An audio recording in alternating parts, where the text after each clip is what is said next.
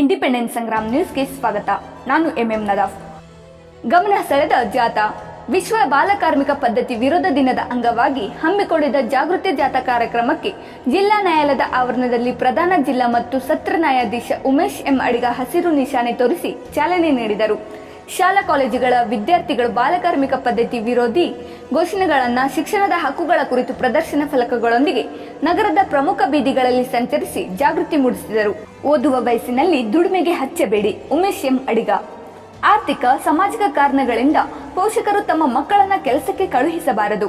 ಓದುವ ವಯಸ್ಸಿನಲ್ಲಿ ಸೂಕ್ತ ಶಿಕ್ಷಣ ಸೌಲಭ್ಯ ಕಲ್ಪಿಸುವುದು ಪೋಷಕರ ಕರ್ತವ್ಯವಾಗಿದೆ ಎಂದು ಪ್ರಧಾನ ಜಿಲ್ಲಾ ಮತ್ತು ಸತ್ರ ನ್ಯಾಯಾಧೀಶರು ಹಾಗೂ ಜಿಲ್ಲಾ ಕಾನೂನು ಸೇವೆಗಳ ಪ್ರಾಧಿಕಾರದ ಅಧ್ಯಕ್ಷ ಉಮೇಶ್ ಎಂ ಅಡಿಗ ಹೇಳಿದರು.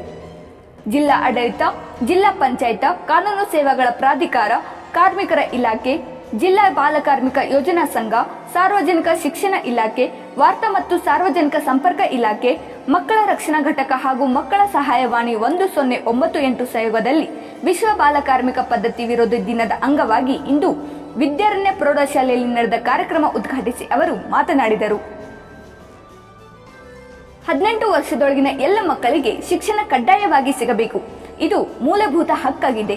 ಆರ್ಥಿಕ ಕಾರಣಗಳಿಂದ ಬಾಲಕಾರ್ಮಿಕ ಪದ್ಧತಿ ಸಮಾಜದಲ್ಲಿ ಇನ್ನೂ ಅಲ್ಲಲ್ಲಿ ಜಾರಿಯಲ್ಲಿದೆ.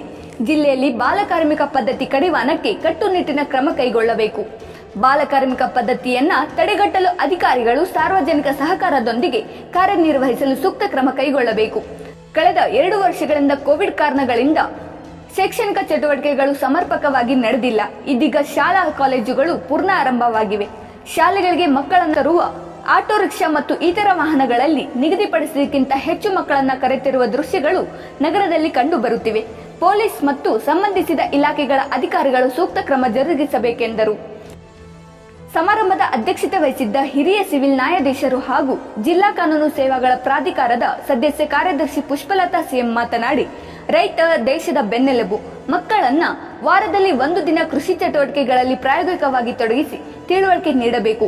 ಮಕ್ಕಳು ಪಾಲಕರ ಕರ್ತವ್ಯಗಳಿಗೆ ಶಾಲಾ ಅವಧಿಯ ನಂತರ ನೆರವಾಗಬಹುದೇ ಹೊರತು ದುಡಿಮೆಯಲ್ಲಿ ತೊಡಗಬಾರದು. ಶಿಕ್ಷಣ ಪಡೆಯಬೇಕು ಎಂದರು. ಜಿಲ್ಲಾ ಮಕ್ಕಳ ಕಲ್ಯಾಣ ಸಮಿತಿ ಅಧ್ಯಕ್ಷೆ ರಾಜೇಶ್ವರಿ ಸಾಲ್ಗಟ್ಟಿ ಮಾತನಾಡಿ, ಇಂದಿನ ಮಕ್ಕಳು ಇಂದಿನ ಪ್ರಜೆಗಳು. ಶಿಕ್ಷಣದ ಹಕ್ಕು ಮೂಲಭೂತ ಹಕ್ಕಾಗಿದೆ.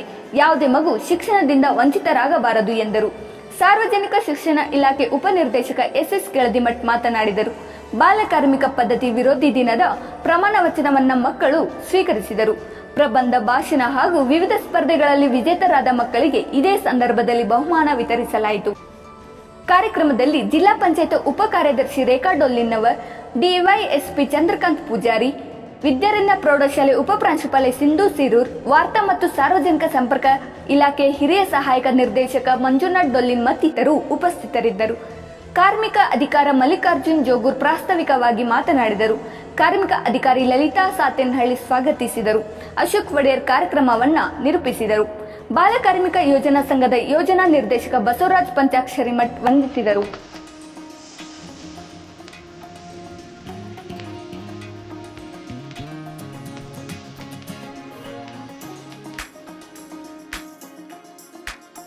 ಗ್ರಾಹಕರೇ, ಸೆಕೆಂಡ್ ಹ್ಯಾಂಡ್ ವಾಹನ ಬೇಕಾ? ಕಾರ್ ಮತ್ತು ಬೈಕ್ ಬೇಕಾದರೆ ನ್ಯಾಷನಲ್ ಆಟೋ ಕನ್ಸಲ್ಟೆಂಟ್ಗೆ ಭೇಟಿ ನೀಡಿ. ನ್ಯಾಷನಲ್ ಆಟೋ ಕನ್ಸಲ್ಟೆಂಟ್ 20 ವರ್ಷಗಳಿಂದಲೂ ಗ್ರಾಹಕರಿಗೆ ಉತ್ತಮವಾದ ವಾಹನವನ್ನ ನೀಡುತ್ತಾ ಯಶಸ್ವಿ ಹಾದಿಯಲ್ಲಿ ಸಾಗಿದೆ. ಇಲ್ಲಿ ಎಲ್ಲ ತರಹದ ಸೆಕೆಂಡ್ ಹ್ಯಾಂಡ್ ಬೈಕ್ ಮತ್ತು ಕಾರುಗಳು ಸಿಗುತ್ತದೆ. ವಿಶೇಷವೇನೆಂದರೆ ಲೋನ್ ಮೂಲಕವೂ ವಾಹನ ಖರೀದಿ ಮಾಡಬಹುದು. ಪ್ರತಿ ಭಾನುವಾರ ಮೇಳ ಇರುತ್ತದೆ. ನಿಮಗೆ ಸೆಕೆಂಡ್ ಹ್ಯಾಂಡ್ ವಾಹನ ಬೇಕಾದರೆ ಮತ್ತು ಎಕ್ಸ್ಚೇಂಜ್ ಮಾಡಬೇಕಾದರೆ ನ್ಯಾಷನಲ್ ಆಟೋ ಕನ್ಸಲ್ಟೆಂಟ್ಗೆ ಭೇಟಿ ಕೊಡಿ. ನೀವು ಭೇಟಿ ನೀಡಬೇಕಾದ ಸ್ಥಳ old DSP circle, BSL office near KC park, Dharwad. Mobile ಸಂಖ್ಯೆ 7348821313 9008447288. ಈ ನಂಬರ್ಗೆ ಹೆಚ್ಚಿನ ಮಾಹಿತಿಗಾಗಿ ಸಂಪರ್ಕಿಸಬಹುದು.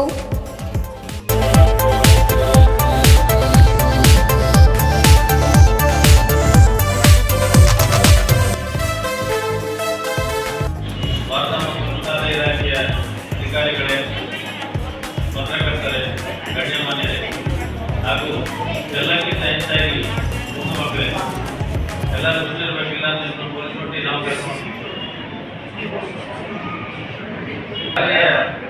ಉಪಪ್ರಾಂಶುಪಾಲರಿಗೆ ಮತ್ತು ಈ ನಮ್ಮ ಜಿಲ್ಲಾ ಪೊಲೀಸ್ ವರಿಷ್ಠಾಧಿಕಾರಿಗಳ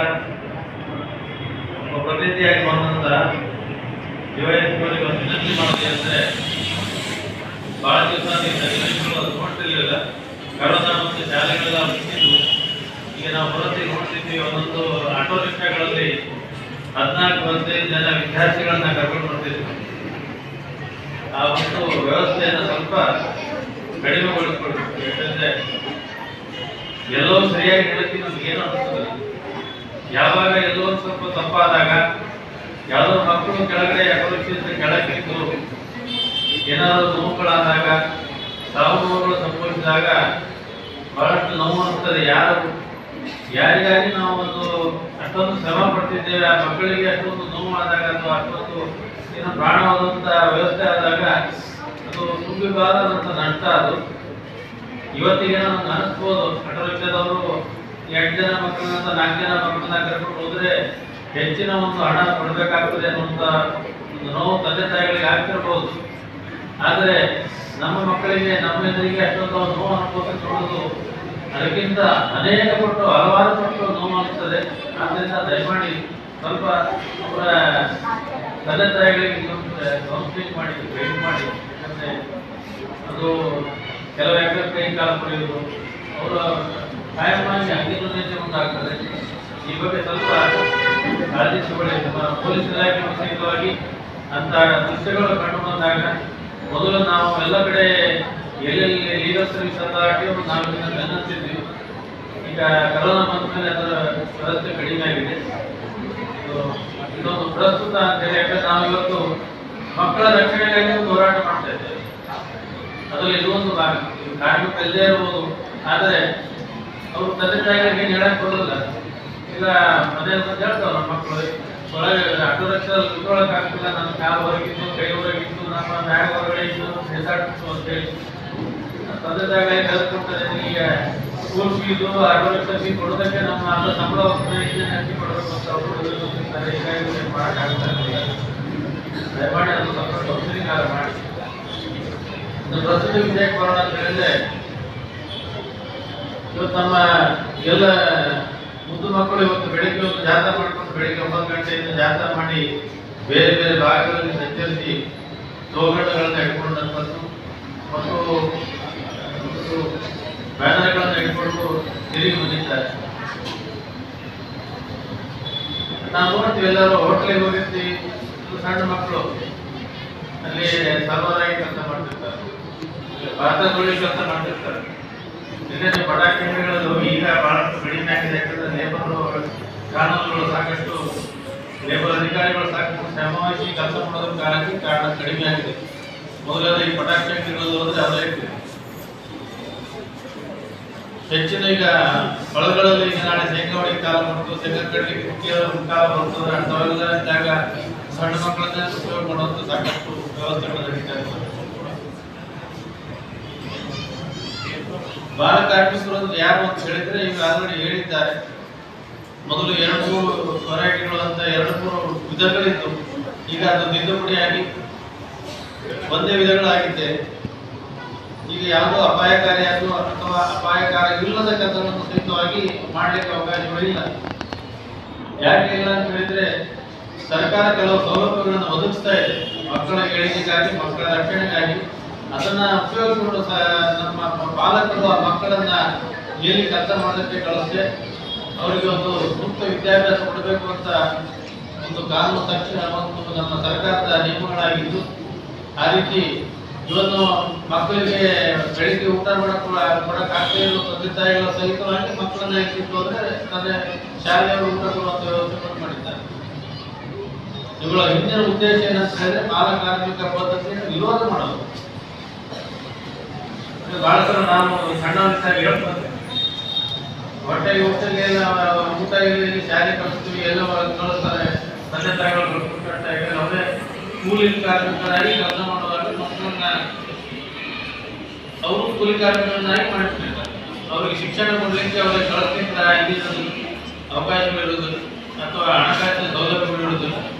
ಅವ್ರನ್ನ ಬೆಳೆಸುವಷ್ಟು ವ್ಯವಸ್ಥೆಗಳು ಅವ್ರ ಹತ್ರ ಇರುತ್ತದೆ. ಈಗೆಲ್ಲ ಸಾಕಷ್ಟು ಸೌಲಭ್ಯಗಳನ್ನು ಕೊಟ್ಟಿದೆ.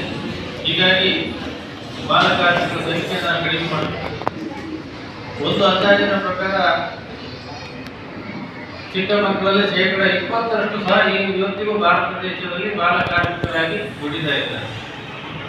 ಅಂತಾರಾಷ್ಟ್ರೀಯ ಲೆಕ್ಕಾಚಾರಗಳು ನಡೆದಾಗ ಹೊರಟ ಲೇಬರ್ ಆರ್ಗನೈಸೇಷನ್ ಅಂತಾರಾಷ್ಟ್ರೀಯ ಕಾರ್ಮಿಕ ಒಂದು ಸಂಸ್ಥೆ ಏನು ಲೆಕ್ಕಾಚಾರ ಮಾಡಿದ ಪ್ರಕಾರ ವಿಶ್ವದಲ್ಲಿ 160 ಮಿಲಿಯನ್ ಜನ ಬಾಲಕರು ಇವತ್ತಿಗೂ ಸಹ ಬಾಲಕಾರ್ಮಿಕ ಪದ್ಧತಿಯಲ್ಲಿ ಕೆಲಸ ಮಾಡ್ತಾ ಇದ್ದಾರೆ. ಕೆಲವೊಂದು ಅಪಾಯಕಾರಿ ಕೆಲಸಗಳನ್ನು ಮಾಡ್ತಾ ಇದ್ದಾರೆ. ಇವತ್ತು ಈ ಕೇರಳಗಳಲ್ಲಿ ಕೆಲವು ಪಟಾಕಿ ಫ್ಯಾಕ್ಟರಿಗಳಲ್ಲಿ ನೋಡ್ತೀವಿ, ಎಲ್ಲೊಂದು ದುರಂತಗಳಾದಾಗ ಮಕ್ಕಳು ಕುದುರುವಂತ ಲೆಕ್ಕಾಚಾರಗಳು ಬರ್ತಿರ್ತದೆ. ಈ ಕೆಲವು ಮೈನ್ಗಳಲ್ಲಿ ಗಣಿಗಳಲ್ಲಿ ಕೆಲಸ ಮಾಡೋದು ಸಹಿತವಾಗಿ ಆ ಗಣಿಗಳಲ್ಲಿ ಯಾಕಂದ್ರೆ ಸಂಬಳ ಕಡಿಮೆ ಕೊಡ್ತಾರೆ, ಅರ್ಥ ಕೊಡ್ತಾರೆ, ಕೆಲಸಗಳನ್ನು ಅಷ್ಟೇ ಕೊಡುತ್ತಾರೆ. ಇಂಥ ಒಂದು ವ್ಯವಸ್ಥೆಗಳನ್ನು ಮಾಡಲಿಕ್ಕೆ ಎಕ್ಸ್ಪೋರ್ಟೇಷನ್ ಅಂತ ಹೇಳಿ ಮಾಡಲಿಕ್ಕೆ ಕಾರಣಕ್ಕಾಗಿ ಇವತ್ತಿಗೂ ಸಹ ಕೆಲವೊಂದು ಕಡೆ ವ್ಯವಸ್ಥೆಗಳು ನಡೀತಾ ಇರ್ತದೆ. ಯಾವಾಗ ಜನಸಾಮಾನ್ಯರು ಈ ಬಗ್ಗೆ ಎಚ್ಚೆತ್ತುಕೊಂಡಾಗ ಎಲ್ಲರೂ ಸಮಾಜ ಕಾರ್ಯಕರ್ತರು, ಸಮಾಜದ ಕೆಲಸ ಮಾಡೋರು ಅಥವಾ ಜನಸಾಮಾನ್ಯರು ಎಚ್ಚೆತ್ತುಕೊಂಡು ಎಲ್ಲೆಲ್ಲಿ ನಡೀತಾ ಇರ್ತದೆ. ಈಗ ಆಲ್ರೆಡಿ ನಮ್ಮ ಕಾರ್ಮಿಕ ಅಧಿಕಾರಿಗಳು ಹೇಳಿದ್ದಾರೆ, ಎಲ್ಲರೂ ಹೋಟ್ಲಿಗೆ ಹೋಗಿರ್ತೀರಿ, ಕಾಫಿ ಕುಡಿದು ಹೋಗ್ತಿರ್ತೀರಿ. ಅಂತ ಸಂದರ್ಭದಲ್ಲಿ ಯಾವುದೋ ಹೋಟ್ಲಲ್ಲಿ ಸಣ್ಣ ಮಗು ಯಾವುದಾದ್ರು ಕೆಲಸ ಮಾಡ್ತಿರ್ತದೆ, ಅವ್ರು 12 ವರ್ಷ ಇರ್ಬೋದು, 14 ವರ್ಷ ಇರ್ಬೋದು. ಕೆಲಸ ಮಾಡೋದಿಗೆ ನೋಡಿದವರು ಅವರ ನಂಬರ್ ಇದೆ, ಹೆಲ್ಪ್ ಲೈನ್ ನಂಬರ್ ಅಲ್ಲಿ ಫೋನ್ ಮಾಡಿದ್ರೆ ಅವರು ಸಂಬಂಧಪಟ್ಟವರು ಅದಕ್ಕೆ ಬಗ್ಗೆ ಕ್ರಮ ತಗೊಳ್ತಾರೆ. ನಿಮ್ಮ ಇಂಥವ್ರು ಬಂದು ನಮಗೆ ಹೇಳಿದ್ರು ಅಂತ ಅವ್ರು ಹೇಳೋದು ಇಲ್ಲ. ಹೀಗಾಗಿ ನಿಮ್ಮ ಏನು ಐಡೆಂಟಿಟಿ ಇದೆ, ನಿಮ್ಮ ಗುರುತನ್ನ ಅವ್ರು ಯಾರಿಗೆ ಅಪರಾಧ ಮಾಡಿರ್ತಾರೆ ಅವ್ರು ಹೇಳೋದು ಇಲ್ಲ. ಹೀಗಾಗಿ ನೀವು ಅದರ ಬಗ್ಗೆ ಎದುರು ಅವಶ್ಯಕತೆಗಳು ಇಲ್ಲ. ಇಲ್ಲ ನಾನು ಇದೇ ಹೋಟ್ಲಿಗೆ ದಿನ ಬರ್ತಿರ್ತೀನಿ, ನಾನೆಲ್ಲ ಕಂಪ್ಲೇಂಟ್ ಮಾಡಿದ್ರೆ ಎಲ್ಲಿ ನನಗೆ ತೊಂದರೆ ಮಾಡ್ತಾರೆ ಹೋಟೆಲ್ ಅವರು ಅನ್ನುವಂಥ ಭಾವನೆ ಇದ್ರೆ, ಅಥವಾ ಯಾವುದೋ ನಿಮ್ಮ ಮನೆ ಅಕ್ಕಪಕ್ಕದಲ್ಲಿ ಏನೋ ನಡೀತಿರ್ತದೆ ಅಂತ ಬಾಲಕಾರ್ಮಿಕರನ್ನು ಉಪಯೋಗ ಮಾಡಿಕೊಂಡು ಕೆಲಸ ಮಾಡುವಂಥದ್ದು, ಅಂತ ಸಂದರ್ಭದಲ್ಲಿ ನೀವು ಹೆಲ್ಪ್ ಲೈನ್ ಇನ್ಫಾರ್ಮ್ ಮಾಡಿರೋದಾಗ್ತದೆ. ನಿಮ್ಮ ಗುರುತನ್ನ ಹೇಳದೆ ಅವರು ಮುಂದಿನ ಕಾನೂನು ಕ್ರಮ ಕೈಗೊಂಡರೆ ಆಗುತ್ತೆ. ಇಮಿಡಿಯೇಟ್ ಆಗಿ ಸರ್ಪ್ರೈಸ್ ಆಗಿ ಒಂದು ಸರ್ಚ್ ಮಾಡಿ ಅಲ್ಲಿರ್ತಕ್ಕಂಥ ವ್ಯವಸ್ಥೆಗಳನ್ನು ನೋಡಿ ಯಾರ್ಯಾರಿಗೆ ಏನು ಶಿಕ್ಷೆ ಕೊಡಬೇಕಾಗುತ್ತೆ ಅಂತ ಅವರಿಗೆ ಕೇಸ್ ಪ್ರಕಾರ ದಾಖಲೆ ಮಾಡ್ತಾರೆ. ಹಾಗೂ ಆ ಮಗುವಿಗೆ ಯಾರು ತಂದೆ ತಾಯಿಗಳು ಇಲ್ಲ ಅಥವಾ ತಿಂಪಿಲ್ಲ ಅಥವಾ ಮಗುವಿನ ನೋಡ್ಕೊಳ್ಳೋರಂಥ ಪಾಲಕರು ಸರಿಯಾಗಿ ಇರೋದಿಲ್ಲ ಅಂತ ಹೇಳಿದ್ರೆ ಅದಕ್ಕೆ ಒಂದು ವ್ಯವಸ್ಥೆನೂ ಇದೆ. ರಿಸೆಪ್ಷನ್ ಸೆಂಟರ್ ಅಂಥವೆಲ್ಲ ಇರ್ತದೆ, ಅಲ್ಲಿಂದ ಕಳಿಸಿ ಅಲ್ಲಿ ವಿದ್ಯಾಭ್ಯಾಸ ಕೊಡಲಿಕ್ಕೆ ಅವಕಾಶ ಮಾಡಿ ಎಲ್ಲ ಕೈ ಜೋಡಿಸಿ ಮಾಡಿದಾಗ ಮಾತ್ರ. ಯಾಕಂದ್ರೆ ನಮ್ಮಲ್ಲಿ ಒಂದು ಸ್ವಲ್ಪ ಭಾವನೆ ಬರಬೇಕು. ಅಕಸ್ಮಾತ್ ನನ್ನ ಮಗಳು ಈ ಒಂದು ವ್ಯವಸ್ಥೆಯಲ್ಲಿ ಕೆಲಸ ಮಾಡ್ತಿದ್ದಾಗ ನಮ್ಗೆ ಯಾವ ರೀತಿ ಭಾವನೆ ಬರ್ತದೆ, ಏನು ಅನಿಸ್ತದೆ ನಮಗೆ ಅಂತ ಒಂದು ಭಾವನೆಯನ್ನು ನಾವು ಕಳ್ಕೊಂಡಾಗ ನಿಜವಾಗಿ ಇಂಥ ಪದ್ಧತಿಯನ್ನ ನಿರ್ಮೂಲನೆ ಮಾಡಲಿಕ್ಕೆ ಬರೀ ಕಾನೂನು ಅಥವಾ ಕಾನೂನಿಗೆ ಸಂಬಂಧಪಟ್ಟ ಚೌಕಟ್ಟಿನಲ್ಲಿರುವಂಥ ಅಧಿಕಾರಿಗಳು ಮಾತ್ರ ಅಲ್ಲ, ಎಲ್ಲ ಜನಸಾಮಾನ್ಯರು ದೈಹಿಕವಾಗಿ ಅದರಲ್ಲಿ ಭಾಗವಹಿಸಬಹುದು. ಅಥವಾ ಅದು ವ್ಯವಸ್ಥೆಯನ್ನು ನಾವು ಯಶಸ್ವಿಗೊಳಿಸಲಿಕ್ಕೆ ಅಥವಾ ಯಾರನ್ನ ನಾವು ರಕ್ಷಣೆ ಮಾಡಬೇಕಂತ ಮಾಡ್ತಿದ್ದೇವೆ ಅವರನ್ನು ರಕ್ಷಣೆ ಮಾಡಬಹುದು. ಅದನ್ನ ನಾವೆಲ್ಲರೂ ಸ್ವಲ್ಪ ಶ್ರಮಪಟ್ಟು ಈ ಬಗ್ಗೆ ಒಂದು ನಮ್ಮನ್ನು ನಾವೇ ಪ್ರತಿಜ್ಞೆ ಮಾಡ್ಕೊಳ್ಳೋಣ. ಹೌದು, ಇವತ್ತೇನೋ ಕೇಳಿದ್ದೇವೆ, ಇವತ್ತೆಲ್ಲ ನಮ್ಮ ಮಕ್ಕಳು ಅಲ್ಲಿ ಹೋಗಿ ಎಲ್ಲ ಕಡೆ ಸ್ಲೋಗನ್ಗಳನ್ನ ಹೇಳ್ತಾ ಅಥವಾ ಒಂದು ಬ್ಯಾನರ್ಗಳನ್ನ ಹಿಡ್ಕೊಂಡು ತೋರಿಸ್ಕೊಂಡಿದ್ದಾರೆ. ಅದು ಏನು ಅನ್ನೋದು ಅರ್ಥ ಮಾಡಿಕೊಂಡು ಅವರು ಬೇರೆ ಯಾರೇ ಈ ರೀತಿ ಕೆಲಸ ಮಾಡ್ತಿದ್ದ ಆ ಮಕ್ಕಳು ಸಹಿತವಾಗಿ ಎಲ್ಲ ಹಕ್ಕುಗಳಿದೆ. ನಮ್ಮ ದೇಶದಲ್ಲಿ ಕೊಡ್ತಕ್ಕಂಥ ಎಲ್ಲ ಹಕ್ಕುಗಳು ಆ ಮಕ್ಕಳಿಗೂ ಇದೆ. ನಮ್ಮ ಮಕ್ಕಳಿಗೆ ಹೇಗೆ ಇದೆ ಅವರಿಗೂ ಅದೇ ಇದೆ. ಅವರ ಹಕ್ಕುಗಳನ್ನು ಉಪಯೋಗ ಮಾಡ್ಕೊಳ್ಳೋಕೆ ಅವಕಾಶಗಳಿಲ್ಲ. ಯಾಕಂತ ಹೇಳಿದ್ರೆ ಅವರು ಪಾಲಕರಿಂದ ಇರ್ಬೋದು ಅಥವಾ ಪಾಲಕರ ಅನಾನುಕೂಲತೆಗಳಿರ್ಬೋದು ಅಥವಾ ಬಡತನ ಇರ್ಬೋದು. ಅಂಥದ್ರಿಂದ ಅವರು ಈ ಮಕ್ಕಳನ್ನ ಕೆಲಸ ಕಲಿಸಿದ್ರೆ ಅವ್ರ ಸಂಬಳವನ್ನು ನಮಗೆ ಬರ್ತಾರೆ, ಮತ್ತೆ ಸರಿಯಾಗಿ ಕೊಡ್ಬೋದು ಅನ್ನೋ ಭಾವನೆ ಇರ್ಬೋದು. ಇವೆಲ್ಲ ಕೇಳಿದ್ರಿ, ಸಾಹೇಬರು ಮಾತಾಡಿದ್ರು. ಅದಕ್ಕಿಂತ ಪೂರ್ವದೊಳಗೆ ಸಾಹೇಬರು ಇನ್ನೊಂದು ಸಾಹೇಬರು ಮಾತಾಡಿದ್ರು. ಏನು ಅರ್ಥ ಆಗಿದೆ ನಿಮ್ಗೆ? ಜಾಥಾ ಮಾಡಿದ್ರಲ್ಲ, ಮಾಡಿದ್ರಲ್ಲ, ಜಾಥಾ ಮಾಡಿದ್ರಿ, ಘೋಷಣೆಗಳನ್ನ ಕೂಗಿದ್ರಿ, ಅಲ್ಲಿಂದ ಇಲ್ಲಿವರೆಗೆ ಬಂದ್ರಿ. ಏನು ಅರ್ಥ ಆಯ್ತು ಅದರಿಂದ? ಅರ್ಥ ಆಗಿದೆ ನಿಮ್ಗೆ? ಅರ್ಥ ಆಗಿಲ್ಲಲ್ಲ? ಆಗಿದ್ದು ಆಗಿಲ್ಲ ಆಗಿದೆ. ಏನು ಅರ್ಥ ಆಗೈತಿ?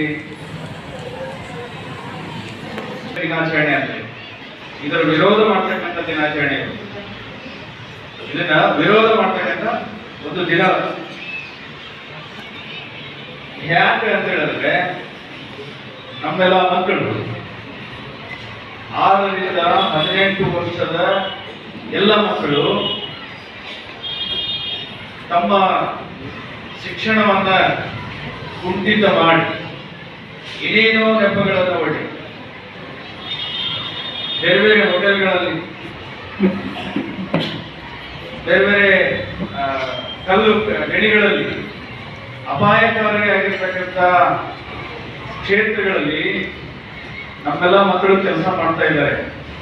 ಆ ಮಕ್ಕಳು ಕೆಲಸ ಮಾಡಬಾರ್ದು,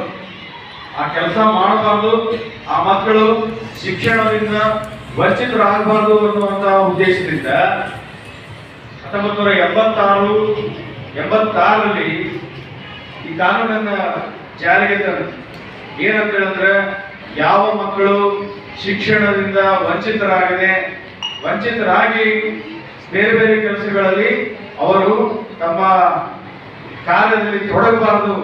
ಹೋಟೆಲ್ಗಳಲ್ಲಿ ಕೆಲಸ ಮಾಡೋದು, ಯಾಕೆ ಕೆಲಸ ಮಾಡಬೇಕು? ಹೋಟೆಲ್ಗಳಲ್ಲಿ ಏನು ಕೊರತೆ ಆಗಿದೆ ಈಗ? ಇದ್ರ ಹಿಂದೆಲ್ಲ ಬಹಳಷ್ಟು ಸಮಸ್ಯೆಗಳಿದ್ವು. ಮಕ್ಕಳಿಗೆ ಒಂದು ಹೊತ್ತಿನ ಊಟ ಸಿಗ್ತಿರ್ಲಿಲ್ಲ. ಈಗ ನಮ್ಮ ಮಕ್ಕಳಿಗೆ, ನಿಮಗೆಲ್ಲ ಏನಾಗಿದೆ ಈಗ?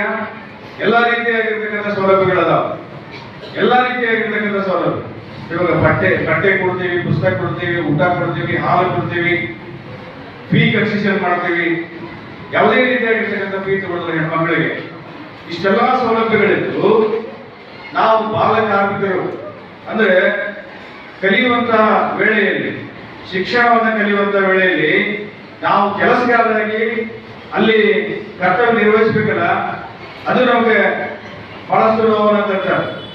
ಅದಕ್ಕಾಗಿ ಈ ಕಾನೂನನ್ನ ವಿರೋಧ ಮಾಡ್ತಕ್ಕಂಥದ್ದು, ಇದು ಏನು ಇದನ್ನ ಪದ್ಧತಿಯನ್ನ ವಿರೋಧ ಮಾಡ್ತಕ್ಕಂಥದ್ದು. ಯಾಕೆ ಮಾಡಬೇಕು? ಈ ಪದ್ಧತಿಯನ್ನ ವಿರೋಧ ಯಾಕೆ ಮಾಡಬೇಕು? ನಾವು ಶಾಲೆ ಕಲಿಬೇಕು. ನಮ್ದೇನಪ್ಪ ಅಂತ ಹೇಳಿದ್ರೆ 6 ರಿಂದ 18 ವರ್ಷದ ಒಳಗೆ ಯಾವುದೇ ರೀತಿಯಾಗಿರ್ತಕ್ಕಂಥ ನಿಮಗೆ ತೊಂದರೆ ಆಗದಂತ ರೀತಿಯೊಳಗೆ ನಿಮಗೆ ಶಿಕ್ಷಣ ಕೊಡ್ತಕ್ಕಂಥ ಜವಾಬ್ದಾರಿ ನಮಗಿದೆ. ಅದನ್ನ ನಾವು ಸದುಪಯೋಗ ಮಾಡಿಕೊಂಡು ನಾವು ಒಳ್ಳೆಯ ಶಿಕ್ಷಣವನ್ನ ಪಡ್ಕೋಬೇಕು.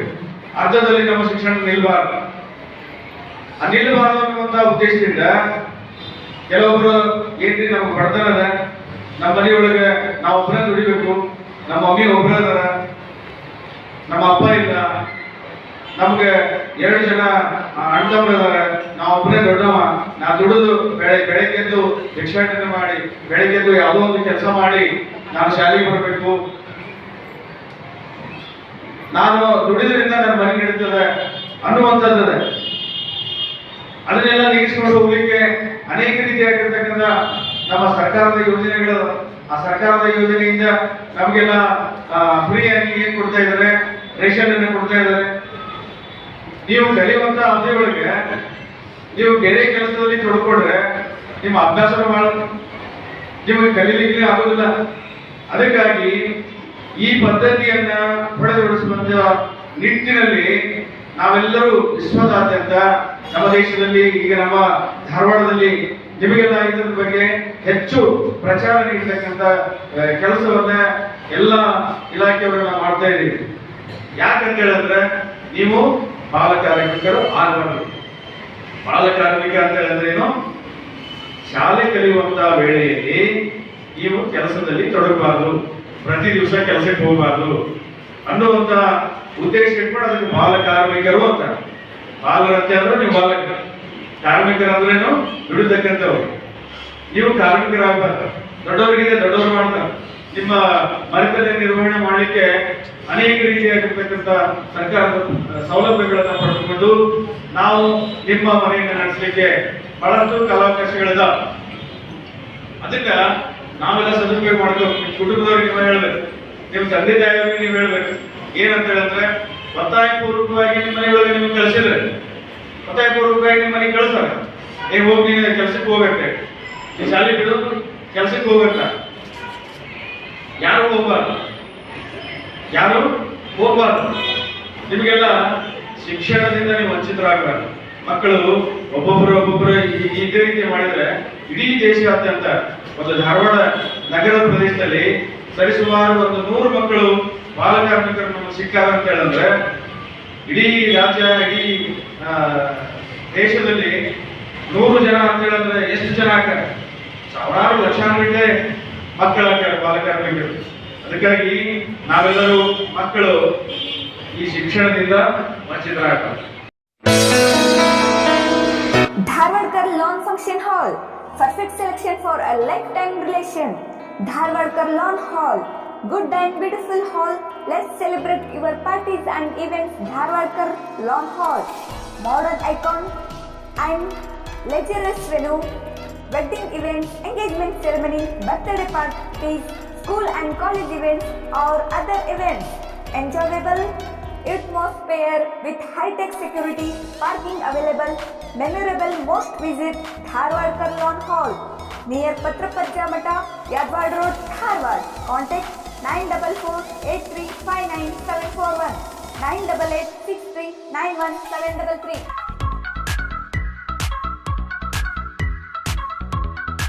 ಭಾಳ ನೋಡೋದು ನಿಮ್ಗೆ ಇಷ್ಟ ಹೌದಾ?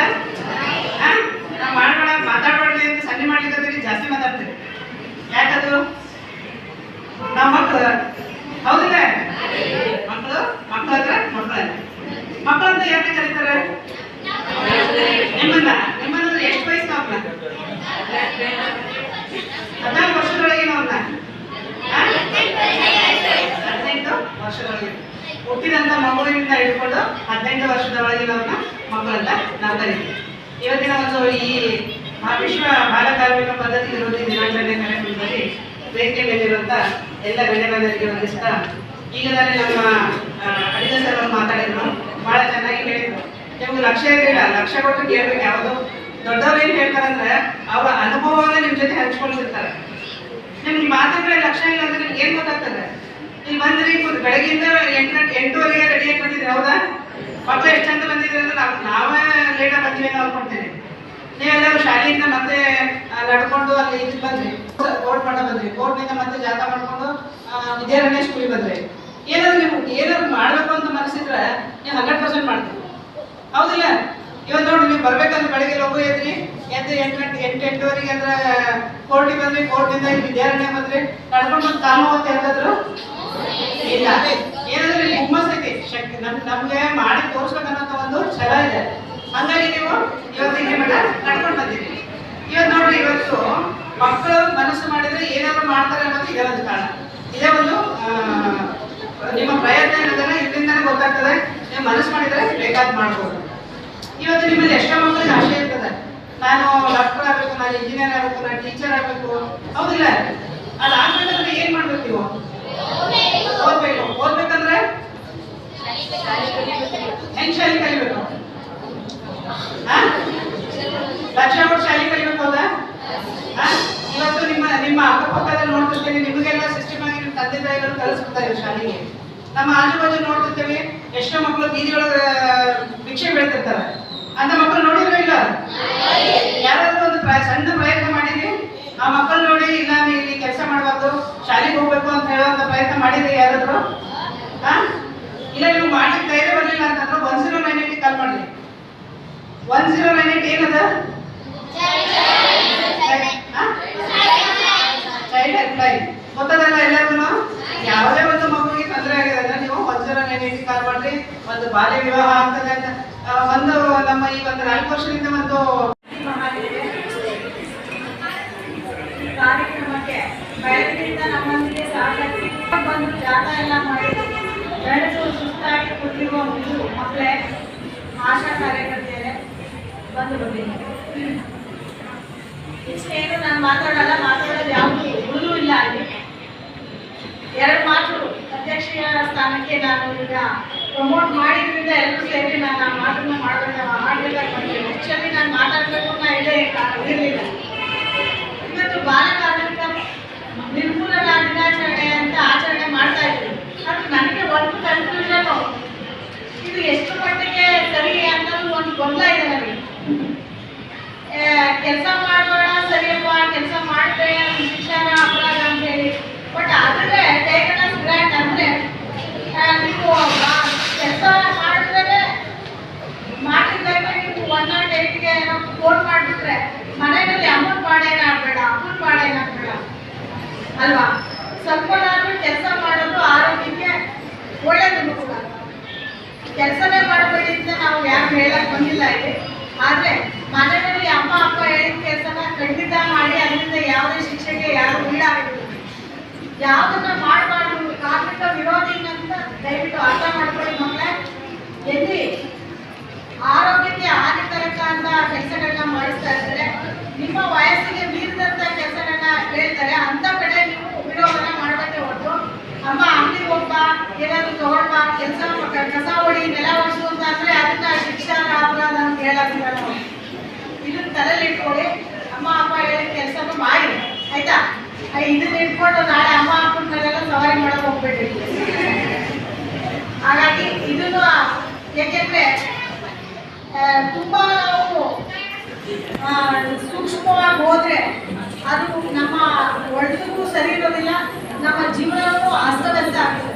ಹಾಗಾಗಿ ನಮ್ಮ ವಯಸ್ಸಿಗೆ ಈಗ ಒಂದು ಇರುವೆ ನೋಡಿ, ಭಗವಂತ ಎಲ್ಲರಿಗೂ ಸೃಷ್ಟಿ ಮಾಡಬೇಕಂದ್ರೆ ಅದ್ರ ಎಷ್ಟು ಹೊರೆ ಕೊಡ್ಬೋದು ಅನ್ನೋದನ್ನ ಅವನು ಅಂದಾಜು ಹೇಳ್ತಿರ್ತಾನೆ. ಇರುವೆ ತನ್ನ ಒಂದು ಏನಿದೆ ವೆಯ್ಟ್, ಅದಕ್ಕಿಂತ ಹೆಚ್ಚಿನ ವೆಯ್ಟನ್ನ ಕೊಡ್ತದೆ. ಅದನ್ನ ಅಬ್ಸರ್ವ್ ಮಾಡಿದ್ದೀರಾ? ಮಾಡಿದ್ದೀರಲ್ಲ? ಹಾಗೆ ಪ್ರತಿಯೊಬ್ಬರಿಗೂ ಹೊರೆ ಏನಿದೆ, ನಮ್ಮ ತಲೆನಲ್ಲಿರೋ ಗಂಟು ಹೊರೆನೇ ಇದೆ ನಮ್ಗೆ ಆಗಲೇ ಆಲ್ರೆಡಿ. ಅದ್ರ ಜೊತೆಗೆ ಹೊರಬೇಕಾದ ಹೊರೆ ಜವಾಬ್ದಾರಿ ಭಗವಂತ ಇಟ್ಟಿದ್ದಾನೆ. ಅದರಿಂದ ನಾವು ಎಸ್ಕೇಪ್ ಆಗೋಕ್ಕೆ ಸಾಧ್ಯ ಇಲ್ಲ ಅಂತ ನಾನು ನಿಮಗೆ ಮನವರಿಕೆ ಮಾಡಲಿಕ್ಕೆ ಇಷ್ಟಪಡ್ತೇನೆ. ಹಾಗಾಗಿ ಈ ನಿಟ್ಟಿನಲ್ಲಿ ಒಳ್ಳೆಯ ಕೆಲಸಗಳನ್ನ ಮಾಡಿ. ಈ ವೇದಿಕೆಯಲ್ಲಿ ಇನ್ನೊಂದು ನಾನು ಈ ಸಾರ್ವಜನಿಕ ಶಿಕ್ಷಣ ಅಧಿಕಾರಿಗಳು ಇದ್ದಾರೆ, ಅವ್ರಿಗೆ ಕೇಳ್ಕೊಳ್ಳೋದೇನಂದ್ರೆ, ನಾನು ಕೆಲವೊಂದು ಫೇಸ್ಬುಕ್ನಲ್ಲಿ ನಮ್ಮ ಫೇಸ್ಬುಕ್ನಲ್ಲಿ ನೋಡ್ತಾ ಇದ್ದೆ. ಏನಪ್ಪ ಅಂದರೆ ನೋಡಿ, ನಾವು ಮಾತಾಡ್ತೀನಿ ನಿಜವೇ ವಿಷಯ ಹೇಳಿಕೊಂಡಿದ್ದೀವಿ ಅಂತಂದರೆ, ನಮ್ಮಲ್ಲಿ ಸಾಕಷ್ಟು ಕಲೆಗಳಿದ್ದಾವೆ. ನಮ್ಮ ಭಾರತ ಸಂಸ್ಕೃತಿನಲ್ಲಿ ಸಾಕಷ್ಟು ಇದೆ. ಯಾವ್ಯಾವಂದರೆ ಮಡಿಕೆ, ಅಗ್ರಿಕಲ್ಚರು, ಚಾಪೆ ಎಳೆಯೋದು, ಬುಟ್ಟಿ ಎಳೆಯೋದು, ಹೀಗೆ ಹಲವಾರು ಕರಕುಶಲ ಒಂದು ಇದಕ್ಕೆ ನಮ್ಮ ಇಂಡಿಯಾ ಭಾಳ ಫೇಮಸ್ಸು. ಹಾಗಾಗಿ ಅಂಥ ಒಂದು ಏನಿದೆ ಸಾಂಸ್ಕೃತಿಕ ಕಲೆಗಳೇನಿದೆ ಅದು ಎಲ್ಲ ಶಾಲೆಗಳಲ್ಲಿ ಮುಂಚೂಣಿನಲ್ಲಿ ಅದಕ್ಕೆ ಪ್ರಾಶಸ್ತ್ಯನ ಕೊಡಬೇಕು. ಸಾರ್ವಜನಿಕ ಶಿಕ್ಷಣ ಇಲಾಖೆಯವರು ಆ ವಿಷಯದಲ್ಲಿ ಸ್ವಲ್ಪ ಗಂಭೀರವಾಗಿ ಒಂದು ಗಮನನ ಹರಿಸಬೇಕು. ಇನ್ನು ಅಗ್ರಿಕಲ್ಚರ್ಗೆ ನಾನು ಮಂಗಳೂರಿನಲ್ಲಿದ್ದಾಗ ಅಬ್ಸರ್ವ್ ಮಾಡ್ತಾ ಇದ್ದೆ. ಈ ಒಂದು ಮಳೆ ಸೀಸನ್, ರೈನಿ ಸೀಸನ್ ಬಂದಾಗ ಏನು ಮಾಡ್ತಾ ಇದ್ರು, ಪ್ರತಿಯೊಂದು ಶಾಲೆಯವರು ಒಂದೊಂದು ಟೀಮ್ ಮಕ್ಕಳನ್ನ ಗದ್ದೆ ಕರ್ಕೊಂಡು ಹೋಗ್ತಾ ಇದ್ರು. ಅರ್ಥ ಆಯ್ತಾ ನಾನು ಏನು ಹೇಳ್ತೀನಿ ಅಂತ? ಗದ್ದೆಗೆ ಕರ್ಕೊಂಡು ಹೋಗಿ ಅವ್ರಿಗೆ ಸಾಟರ್ಡೆ ಶಾಲೆ ಇರ್ತಿರ್ಲಿಲ್ಲ, ಆ ಅಗ್ರಿಕಲ್ಚರಲ್ ಆಕ್ಟಿವಿಟಿ ಬಗ್ಗೆ ಅವ್ರಿಗೆ ಪ್ರಾತ್ಯಕ್ಷ ಒಂಥರ ಅದನ್ನ ಏನು ಹೇಳ್ತೀವಿ ನಾವು, ಪ್ರಾಕ್ಟಿಕಲ್ ಅವ್ರಿಗೆ ಎಕ್ಸ್ಪೀರಿಯನ್ಸ್ ಆಗೋಕ್ಕೆ ಅವಕಾಶನ ಕಲ್ಪಿಸ್ಕೊಡ್ತಾ ಇದ್ವಿ. ಈ ಒಂದು ಪ್ರಯೋಗ ಧಾರವಾಡದಲ್ಲೂ ಆಗಲಿ ಅನ್ನೋದು ನನ್ನ ಆಸೆ. ಯಾಕೆಂದರೆ ನಾವು ಮೂಲತಃ ರೈತ ಇದು ಒಕ್ಕಲುತನ ಜಾಸ್ತಿ ಇದೆ ನಮ್ಮಲ್ಲಿ. ನಮ್ಮ ಭಾರತದ ಬೆನ್ನೆಲುಬು ರೈತರು ಅಲ್ವಾ? Agriculture is main occupation of our India country ಅಂತಲ್ವಾ? ಹೌದಲ್ವಾ? ಸರಿನಲ್ಲ ಹೇಳ್ತಿರೋದು? ನಮ್ಮ ಅಲ್ವಾ? ಕಸುಬು, ಏನು ಕಸುಬುಗಳಿದ್ದಾವೆ ಆ ಕಸುಬುಗಳ ಬಗ್ಗೆ ಪ್ರಾಕ್ಟಿಕಲ್ ಎಕ್ಸ್ಪೀರಿಯನ್ಸು ಒಂದು ಸಾಟರ್ಡೇನ ಮೀಸಲಿಟ್ಟು ಆ ವಿಷಯವಾಗಿ ಒಂದೊಂದು ಅಗ್ರಿಕಲ್ಚರ್ ಫೀಲ್ಡನ್ನು ಆಯ್ಕೆ ಮಾಡಿಕೊಂಡು ನೀವು ರಾಗಿ ಬಗ್ಗೆ ಏನಿದೆ, ಏನು ಬೆಳೆಯನ್ನು ನಾವು ಬೆಳಿತೀವಿ ಆ ಬೆಳೆಗಳ ಬಗ್ಗೆ ಆ ರೈತರನ್ನ ಒಂದು ಭೂಮಿನ ಆಯ್ಕೆ ಮಾಡಿಕೊಂಡು ಅವರಿಂದ ಇವರಿಗೆ ಪ್ರಾಕ್ಟಿಕಲ್ ಎಕ್ಸ್ಪೀರಿಯನ್ಸ್ ಬೇಕು. ನಿನ್ನೆ ಯಾವುದೋ ಒಂದು ವಾಟ್ಸಪ್ಪಲ್ಲಿ ಮೆಸೇಜ್ ಬಂತು ನನಗೆ, ನೋಡ್ತಾ ಇದ್ದೆ, ಸಾಧು ಸದ್ಗುರು ಸಾಧು ಏನೋ ಹೇಳಿದ್ರು ಅಂತ ಹೇಳಿ ಕಳಿಸಿದ್ರು ನನಗೆ. ಭಾರತದಲ್ಲಿ ಮುಂದೆ ಅಗ್ರಿಕಲ್ಚರ್ ಏನು ನಾವು ಹೇಳ್ತೀವಿ ಬೆನ್ನೆಲುಬು ಅಂತ, ಅದು ನಾಶ ಆಗ್ತದೆ ಇನ್ನು 25 ವರ್ಷಗಳ ನಂತರ ಅಂತ ಹೇಳಿ ಅವರು ಎಚ್ಚರಿಕೆಗಳನ್ನ ಕೊಟ್ಟಿದ್ದಾರೆ. ಯಾಕೆ ಹೇಳ್ತಿದ್ದೀನಿ ಮತ್ತೆ, ನಾವು ಅಗ್ರಿಕಲ್ಚರ್ ಬಿಟ್ವಿ ಅಂದರೆ ನಾವು ನಿಜವಾಗ್ಲೂ ಬದುಕಲಿಕ್ಕೆ ಯೋಗ್ಯತೆ ಇಲ್ಲದೆ ಇರೋರು ಅಂತ ನನ್ನ ಭಾವನೆ. ಯಾಕೆಂದ್ರೆ ನಮ್ಮ ಇಂಡಿಯಾದಲ್ಲಿ ಏನು ಕ್ರಾಪ್ಸ್ನ ಬೆಳಿತೀವಿ ಅದೆಲ್ಲೂ ಪ್ರಪಂಚದಲ್ಲಿ ಎಲ್ಲೂ ಬೆಳೀತಾ ಇಲ್ಲ. ಹಾಗಾಗಿ ನಮ್ಮ ಒಕ್ಕಲುತನವನ್ನು ನಾವು ಉಳಿಸ್ಕೊಂಡು ಹೋಗ್ಬೇಕು. ಆ ಅಗ್ರಿಕಲ್ಚರ್ನಲ್ಲಿ ನಾವು ಮಾಡರ್ನ್ ಟೆಕ್ನಾಲಜಿನ ಉಪಯೋಗ ಮಾಡಿಕೊಂಡು ಎಷ್ಟು ಚೆನ್ನಾಗಿ ಕ್ರಾಪ್ನ ಬೆಳಿಬೇಕು ಅದನ್ನು ಬೆಳೆಯೋಣ. ಒತ್ತುವರಿ ಆಗುವಂಥ ಪ್ರದೇಶಗಳನ್ನ ನೀವು ಖಂಡಿಸಬೇಕು. ನಿಮ್ಮ ಊರಿನಲ್ಲಿ ಹೋಗ್ತೀರಿ, ಅಜ್ಜಿ ಮನೆಗೆ ಹೋಗ್ತೀರಿ, ಎಲ್ಲರಿಗೂ ಅಜ್ಜಿ ಮನೆ ಇದೆ, ಹಳ್ಳಿ ಇದ್ದೇ ಇದೆ ಎಲ್ರಿಗೂ. ಅಲ್ಲಿ ಹೋದಾಗ ನಾನಂತೂ ಭಾಳ ಎಕ್ಸ್ಪೀರಿಯನ್ಸ್ ಆಗಿ ನಾನು ಹೇಳ್ತಾರೆ, ನನ್ನ ಎಕ್ಸ್ಪೀರಿಯನ್ಸ್ ನಿಮ್ಗೆ ಶೇರ್ ಮಾಡ್ತಿದ್ದೀನಿ. ನಾನು ಚಿಕ್ಕವಳಿದ್ದಾಗ ಅಜ್ಜಿ ಮನೆಗೆ ಹೋಗ್ತಿದ್ದೆ, ಒಂದೊಂದು ಹಸು ಕರು ನಮಗೆ ನಮ್ಮ ಸುಪರ್ದಿ ಕೊಡ್ತಾ ಇದ್ರು. ಅದನ್ನು ಬೆಳಗ್ಗೆ ಸಂಜೆವರೆಗೆ ಮೇಯಿಸ್ಕೊಂಡು ಹೋಗ್ಬಿಟ್ಟು ಮನೆ ಕಟ್ಟಬೇಕಿತ್ತು ನಾವು. ಇದೆಲ್ಲ ನಮಗೆ ಆಕ್ಟಿವಿಟೀಸು. ನಮಗೆ ಹಸು ಹೇಗಿದೆ, ಕರು ಹೇಗಿದೆ,